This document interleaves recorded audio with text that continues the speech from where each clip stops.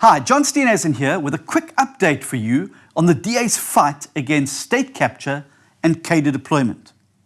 Earlier this year, the DA wrote to the Zondo Commission asking it to use its powers of subpoena to obtain minutes of all meetings of the ANC's cadre deployment committee, dating back to 2013 when President Ramaphosa became its chairperson.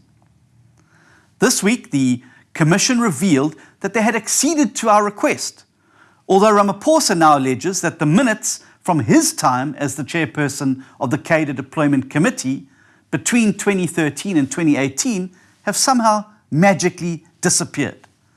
The Commission was able to get hold of minutes from 2018 and onwards only. As a result of the DA's efforts, the Commission now has hard evidence which proves that the ANC cadre deployment committee unconstitutionally interferes with public service appointments. The evidence reveals that as recently as March 2019, Ramaphosa's deployment committee interfered with the appointment of judges to the Constitutional Court and Supreme Court of Appeals. This is the clearest proof we've ever had of the way in which cadre deployment has enabled the ANC to capture the state, and worst of all, that it continues to this day.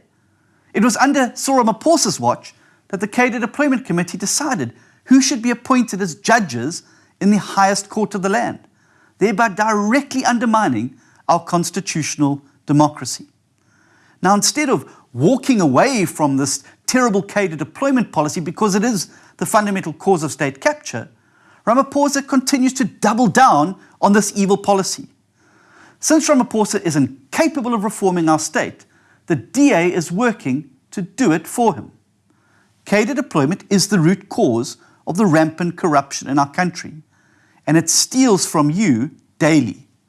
Loadshedding, higher electricity tariffs, fuel hikes, crippling job losses, bad policy decisions, and the poor services in your town or city are all outcomes of this evil cadre deployment system, and we need to put an end to it.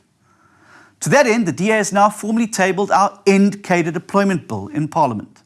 This bill gives Parliament a historic opportunity to replace cadre deployment with a professional public service that works for you. I encourage you to write to speaker@parliament.gov.za expressing your support for this bill. If you want to bring an end to cadre deployment, please visit outlawcadredeployment.co.za now to access this bill and to sign our petition.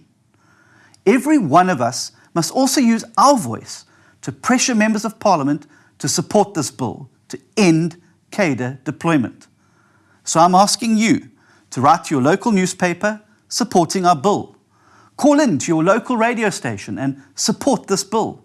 Write to political leaders demanding that they support this bill. As the DA, we are also proceeding with our court case against the ANC to obtain and make public all records and all minutes of cadre deployment meetings dating all the way back to 2013 when Ramaphosa was the ANC's cadre deployment chairperson.